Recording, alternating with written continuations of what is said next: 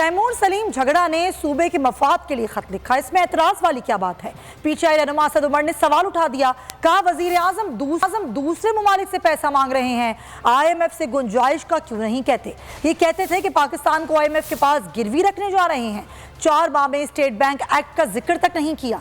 PDMA ने आखिरी वक्त तक कोशिश की कि FATF ग्रे लिस्ट से ना निकले। शौकत तरीन का मोहसिन लगारी और तैमूर सलीम से फोन पर बात करना मसला नहीं। शौकत तरीन की ऑडियो में कट पेस्ट की गई, वो पहले भी ये काम करते रहे हैं।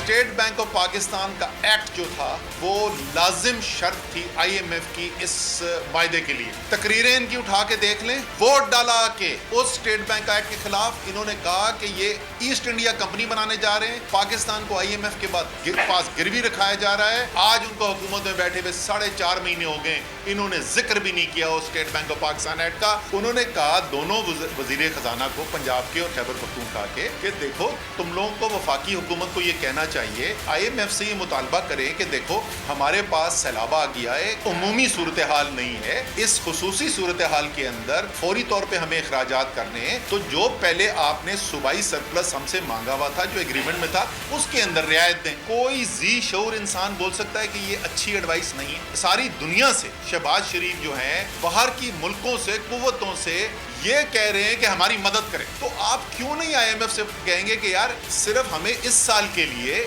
ये जितना हमें अखराजात करने हैं फ्लड के रिलीफ के लिए, सैलाब के रिलीफ के लिए जो हमें अखराजात करें, उतनी आप हमें गुंजाइश दे दें कि हम अपना पैसा इस्तेमाल कर सकें। इसको ऐसे बना दिया जैसे पता नहीं क्या कोई बहुत बड़ा तूफान खड़ा हो गया। मैं हूं जैस्मीन मंजूर और आप मुझे देखेंगे सिर्फ बोल पर।